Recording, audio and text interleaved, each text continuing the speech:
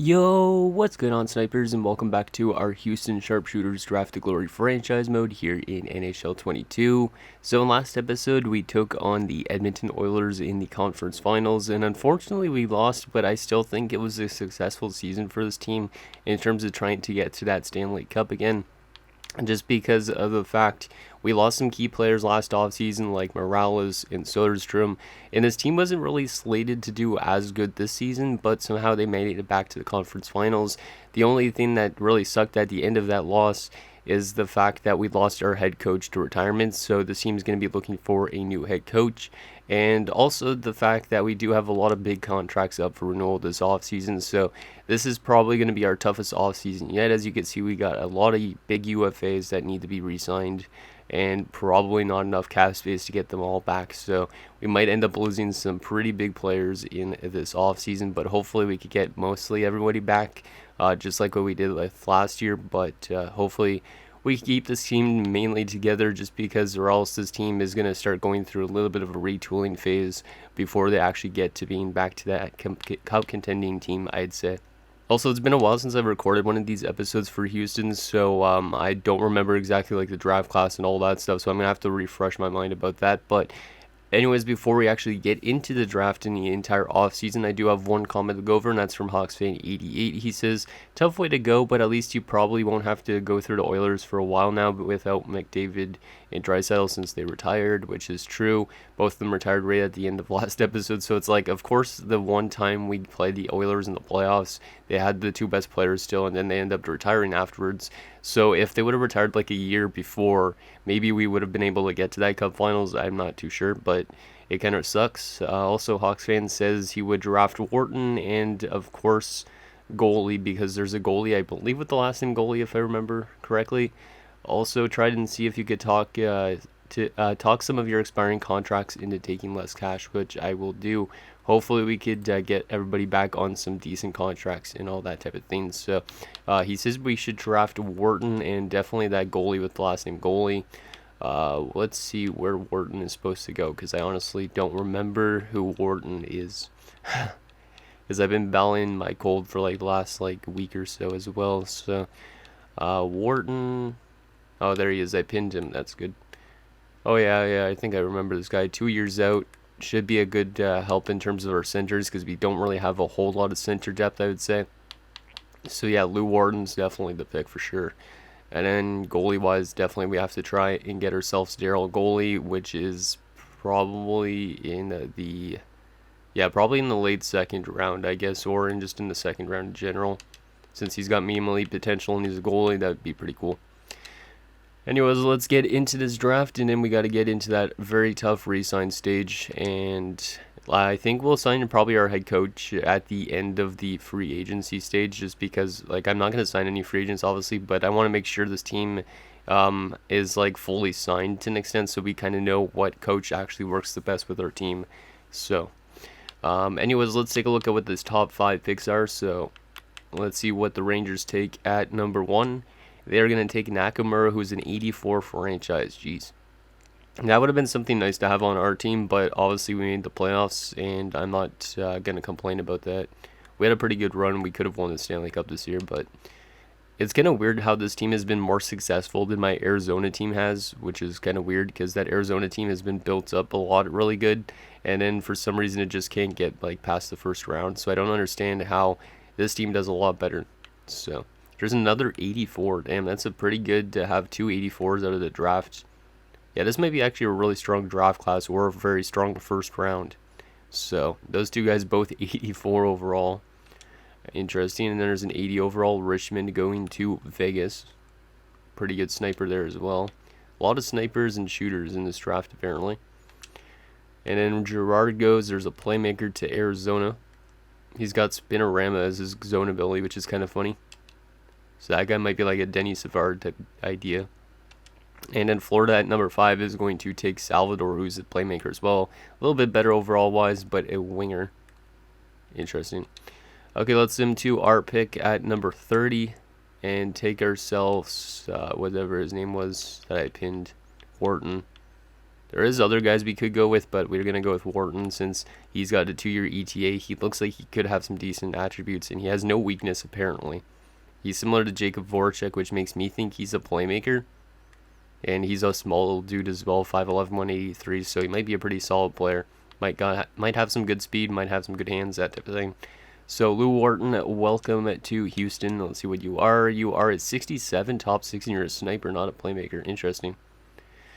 And he's got good attributes. His defensive awareness is terrible, but his offensive awareness is really good. He's got good passing, good hand-eye, good puck control. And in his wrist shot accuracy and his slap shot power are good, but the power and the accuracy on the wrist shot and the slap shot, not as good. So kind of a weird shooting category, but hopefully he could develop those. But he probably will play in our NHL team this season. Maybe. Actually, maybe not. Because it depends on where we could fit him in. Because we might need to get some guys in to our NHL team as soon as possible. So I don't know if we'll sign him or not. Depends on what we really need on our roster after we let go of some players. Let's move to our next pick at number 63, which is my favorite number. So this might be a lucky pick here. We're going to take that goalie. There is Pushkarov actually, though. 3 years out, though. Nah, 3 years out is probably like a low top 9. So even though that guy's listed as a gem, he could be an elite player, but I really don't think so with those attributes. It's kind of weird that he's a gem, though. It's throwing me off. I think I'm going to go with the goalie already just because we won't be able to get him next round. So I am going to just take Daryl goalie. We need more goalie prospects anyways. And he's medium elite 54 overall, so a little bit of a low overall. But if he develops well, he is probably one of our goalies of the future. And then that hopefully could help us out in terms of making a good run. Our next pick, I did pin this Brent Marchman guy. Apparently, he's got a weakness of character, which I don't like. But he is potentially 2 years out. He's 20 years old already, too. What about Garachev? No weakness in a goalie that's 5 years out. Yeah, the rest of his draft class is really dripped off in quality. Ooh, okay, this guy might be good. Morgan Griffin.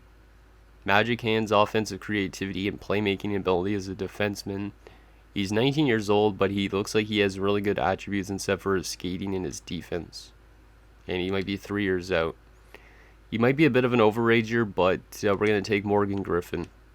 And he's a low top 464, so that sucks that he's not a low elite. But he does have 94 offensive awareness and 98 passing. So we might have to try this guy in the NHL at some point.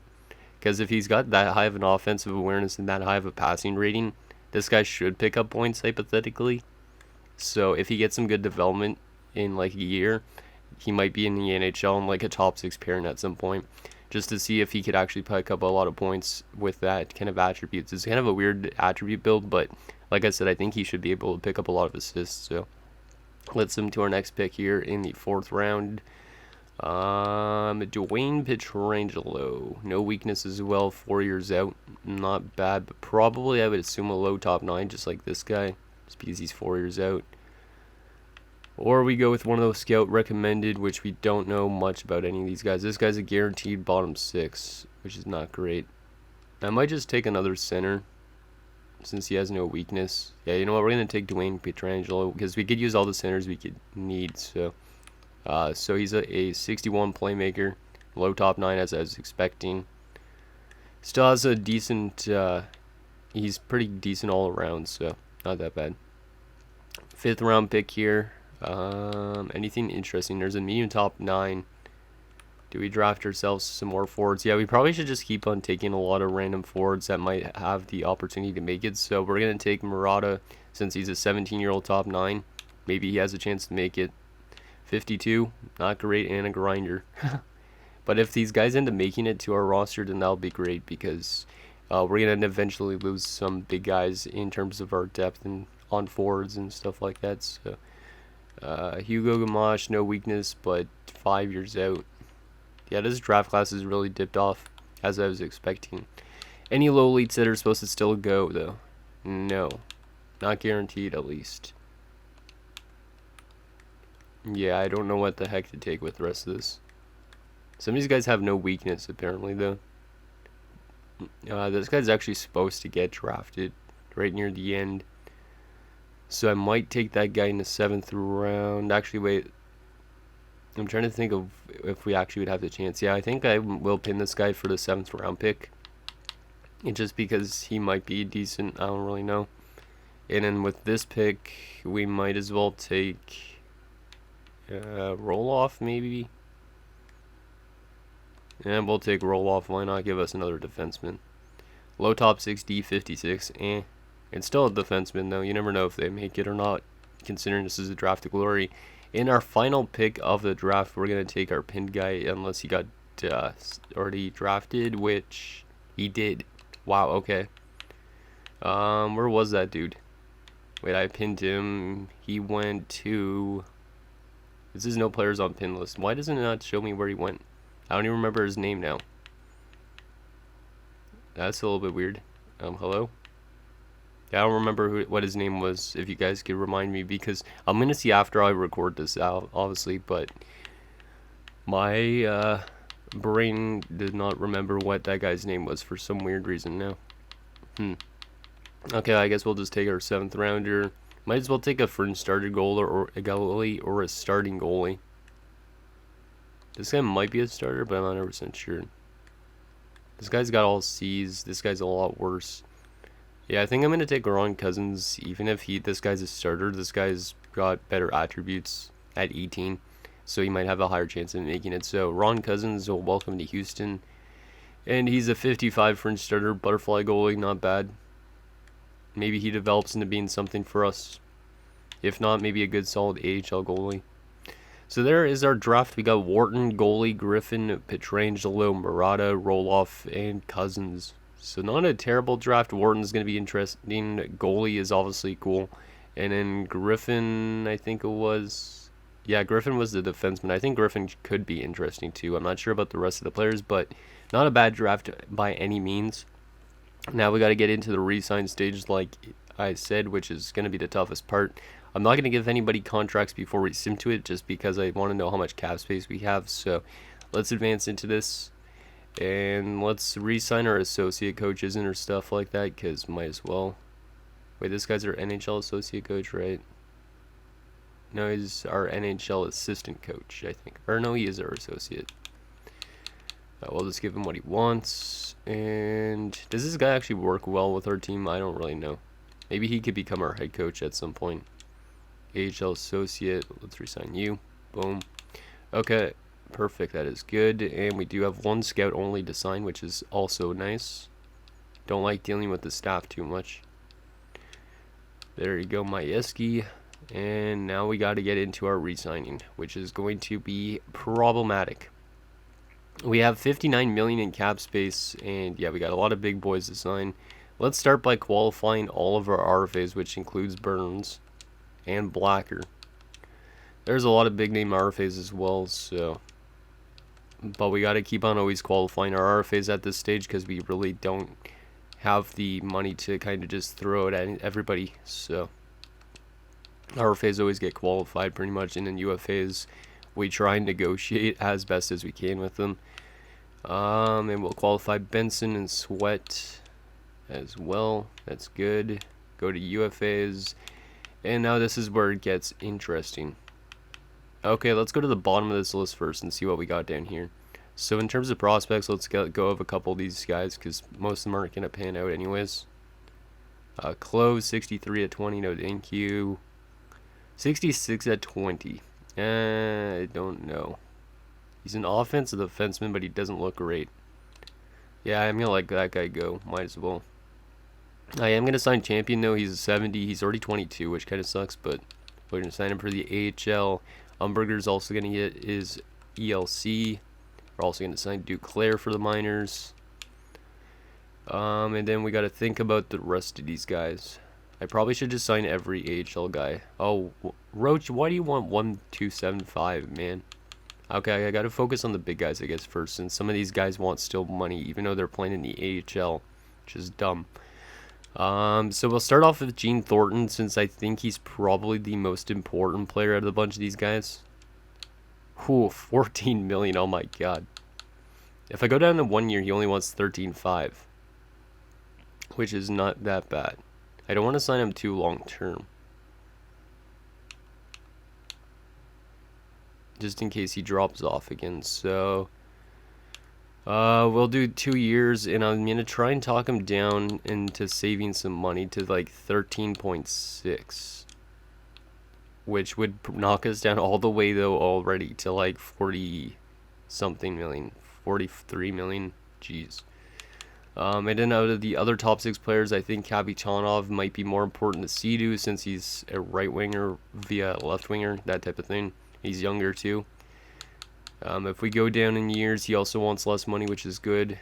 So we'll try doing 2 years as well, similar contract.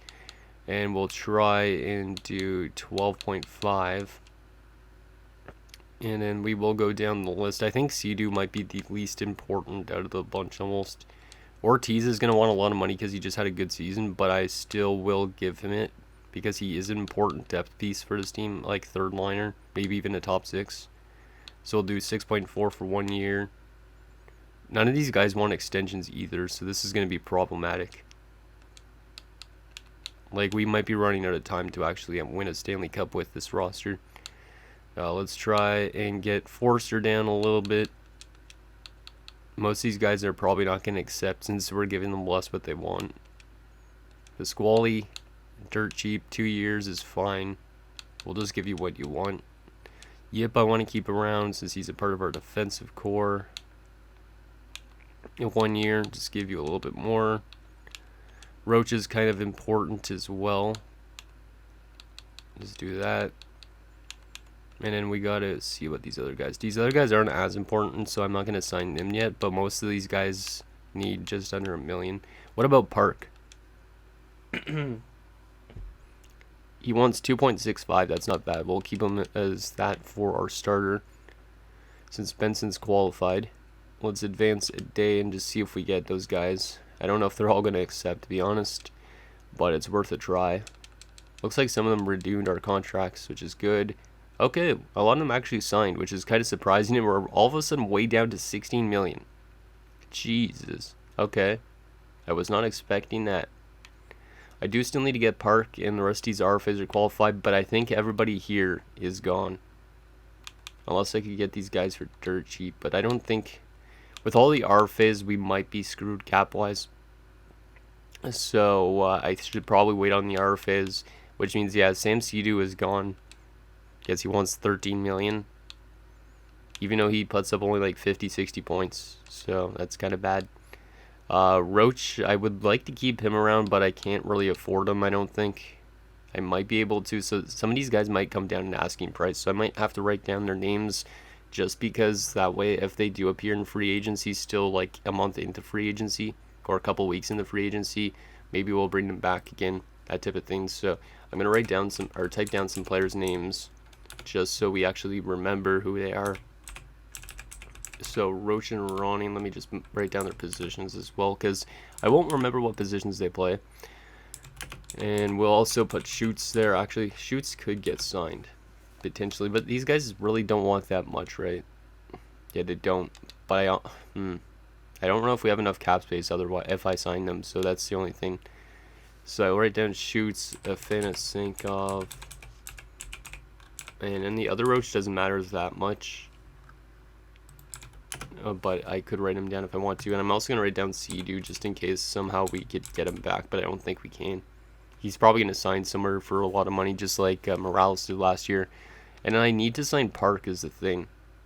Or do I need to sign him? Did I have another goalie in the AHL that was almost ready? Or no? So we got Benson. Sweat could be our backup, hypothetically. And then we'd have to sign a goalie for the AHL, which we could already sign our medium elite goalie. And let him marinate in the AHL. You know what, I think that's what we're going to do. I think we might have to let go of Park because of this cap situation. Yeah, for now, I think we're going to also let go of Park. He might end up being in free agency at the beginning of the season still, so we'll write down him as well. Because if we could get Park back as our goalie, I will do that. But right now, I really don't know if we can. But I will sign goalie to his ELC, I think. Yeah, I'll sign goalie already to his ELC, which might be a bit bad to do that. but that's just in case for some reason we can't get Park later in the offseason. So there is that. Let me go back to UFA. So yeah, we're going to have to lose all those guys, and then the RFAs right here are going to just be qualified for now. And hopefully a lot of them drop their asking price and don't get qualified by other teams, because we are going to lose a lot of our roster otherwise if that is the case. So Burns is the most important one, and he's right now demanding how much? 12.7, which is most of our cap space. So there's a good chance that we're going to lose out on. We might have to buy out somebody almost anyways. Yeah, we might have to. Or let somebody get qualified, that type of thing. But yeah, I think this team's not going to make the playoffs next year, to be honest, unless we find ourselves a good coach that could work with our team. But we're already going to sim to free agency because those guys I can't re-sign without knowing about the RFAs first. I don't have enough budget to sign back our scout. That's weird. I'm okay. Didn't know about that. Okay, so I might actually have to sign a lot of those guys we just drafted to fill out our AHL and stuff like that. So that's interesting. Okay, so let's see what we got here. Let me take a look at what we got for our roster right now. I'm not going to sign anything in terms of replacing players yet. But what do we got for our main roster right now? We got 3 roster players, 4, 5 roster players, 6 I guess, right there, 7. So technically we are short 5 forwards unless we get back our RFAs. So 5 forwards, and then in terms of defensemen, we got a full defensive core still, which is good, almost. We do still need one more defenseman technically, but is any of them qualified? Yeah, Blacker is qualified, so that's good. So technically right now with our defensive core, we technically are short 1 defenseman if for some reason we lose our RFAs. And technically in the system, yeah, we have Benson qualified. So technically at the moment we don't have any NHL goalies, but eventually by the end of this we will, I think. Just hopefully no teams start qualifying these guys. Like, because Benson wants $7 million right now, which is kind of outrageous considering that was, I think, his first season. So there is that. And we're going to have to start simming up to next season already. Hopefully our RFAs start accepting. So we're going to sim 1 month into free agency and hope that some of our guys that we just let go of are still there, and that they're still there at the beginning of the season. And hopefully all our RFAs start accepting as well, and we have cap space after that. So some of the guys are accepting. Sweat accepts. Bankston. I'm more concerned about the big ones. Chad Burns accepts. Okay, that's a big one off the board, which means that our cap space is probably getting very close to being full. What do we got cap-wise? What did we sign Burns to? Please not too much. 7,995 is left. Burns got signed to 835. That's not bad. Concerning he wanted 13.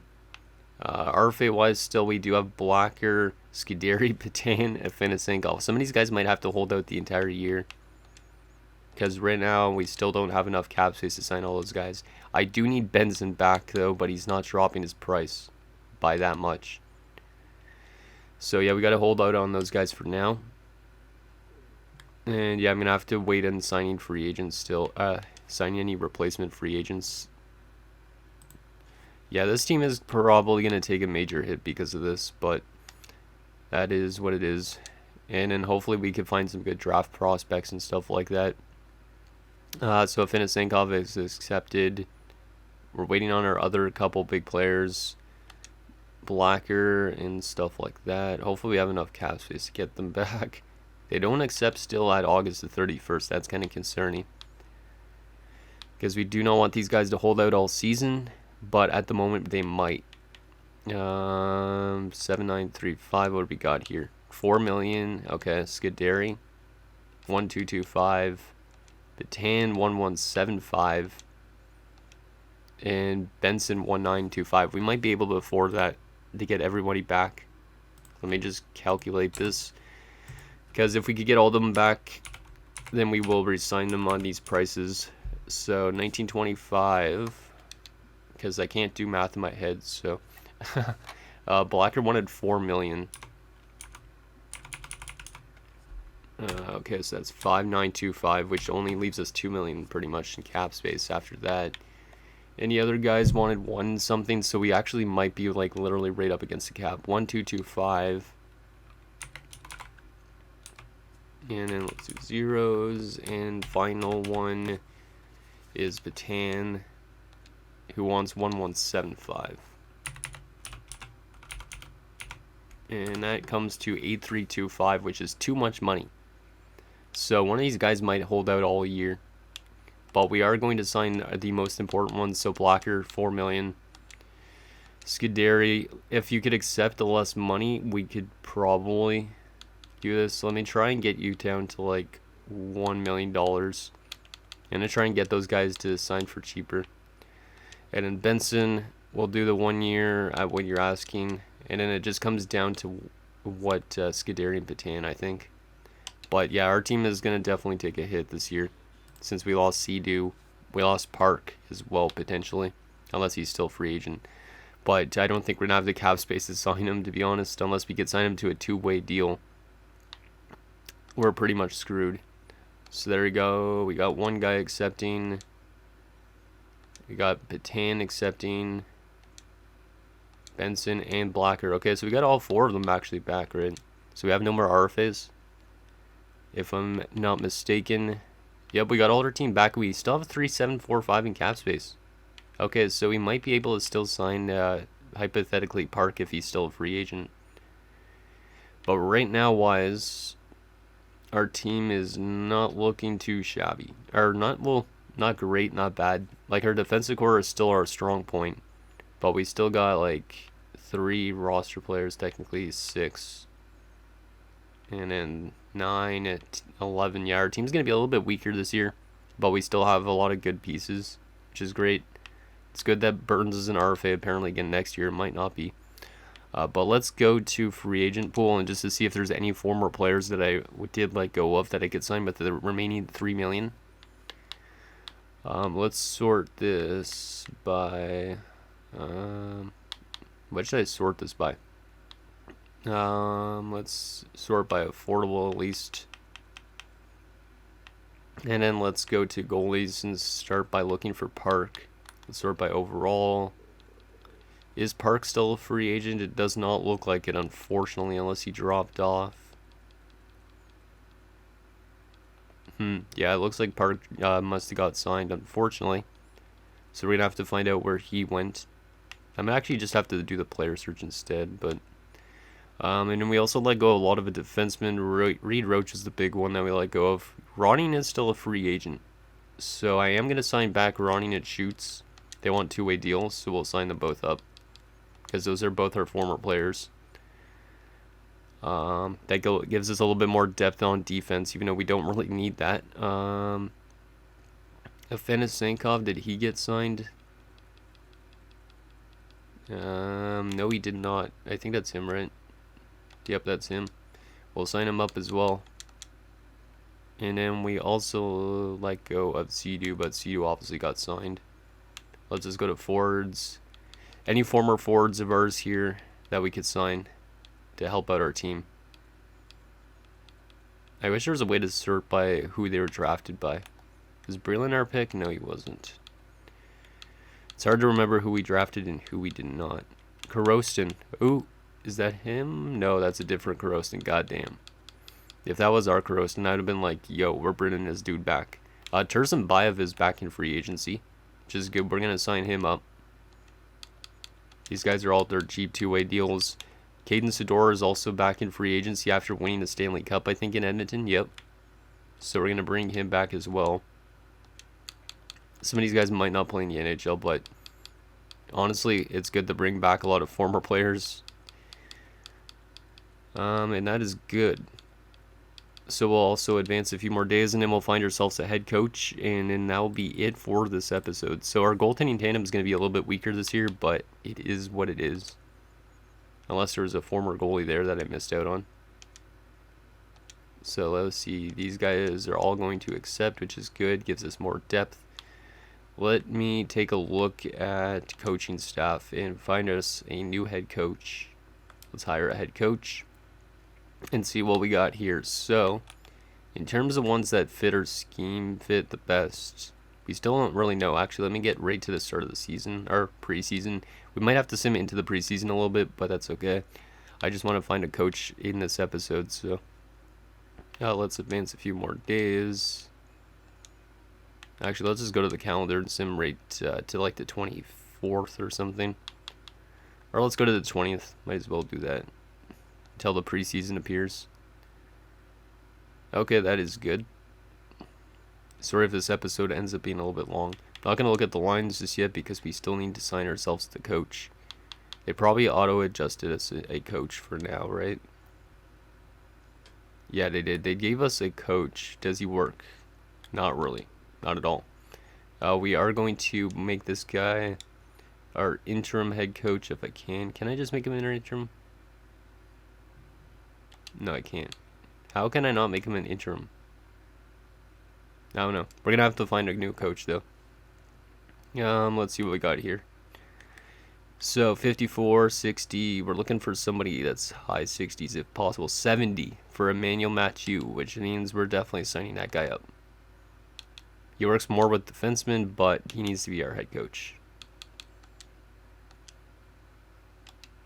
So we are going to fire this coach that they just hired us. And then we're going to promote this dude to interim. And then we'll promote, I guess, this dude to our NHL associate coach. And then we'll just see what happens. Hopefully we get this coach since he's a 70% scheme fit. That's actually pretty good. Better than I was expecting. And he has accepted. Perfect. So let's go ahead. So let's go back to our coaching staff here. And we will send Peacock back to the AHL. And then this dude will be back to our associate. Perfect. Okay, let's take a look at what our lines have right now. So if we go best lines, it's not terrible. We're going to send down some players, though. McGrattan, I would like to get him in over somebody like Ronning since he's younger. Ooh, minus. Oh, there we go with that. That's good. Yeah, we'll send down those three defensemen, Afinosenkov, Schutz, and Ronning. But yeah, our team isn't actually looking that terrible, but I don't know if we're going to be a playoff team still. Afinosenkov, I said, Schutz, and Ronning. Those three. And down to the AHL. It's good that we had some former players in free agency still. And best lines down there. And we need to make sure we got some right guys in. Well, actually, I won't do that right now. Just because this episode is getting way too long. So that is good. What about goalies down there? Galvin and goalie. Not a surprise. Yeah, this AHL team is looking a little bit worse. Also, Volchenkov still hasn't developed, which I'm really concerned about. So anyways, there's the AHL. NHL-wise, let me readjust this a little bit. Ortiz should maybe be more in our top 6, maybe not. I don't know. This actually looks not that bad, to be honest. It's not the worst team I've put together. Yeah, that's okay. Yeah, we'll go something like this, I think. Yeah. So our top 6, we're pretty much really top 6 heavy, but our center depth is not that bad. So Thornton, Jaskline, and Kapitanov, Skidary, Burns, Forster, Zador, Ortiz, and Patan, and then Afinosenkov, Pasquale, and Tursenbaev. I could move Ortiz up here. Yeah, actually, I think I'm going to do that since Ortiz is more offensive than Forster is. And we'll move Patan to center. Actually, I'll move Pasquale to the center spot there. And then we'll go Tursenbaev on center. There you go. That looks a little bit better. So yeah, that's basically what our forward core looks like. Defensively, we're still strong. Teratukin, Hedman, McGrattan's going to be jumping in, which is nice. He was drafted last in 2033. I forgot about this dude. But he's going to jump right to the NHL to play with Sedin, and then Blacker and Yip. Goalie-wise, Benson is good, but Sweat is not really. And yeah, that's pretty much our roster. And yeah. So anyways, guys, that's going to do it for this episode of our Houston Sharpshooters Draft to Glory franchise mode. So in next episode, we'll simulate the season, which will probably be a pre-recorded episode, and we will see how this team does and see if this team makes it back to the playoffs. Hopefully they do. If not, we could always add a few pieces at the draft to replace players that are going to be expiring soon on their contracts. So let me know what you guys think down below, and I'll see you guys next time.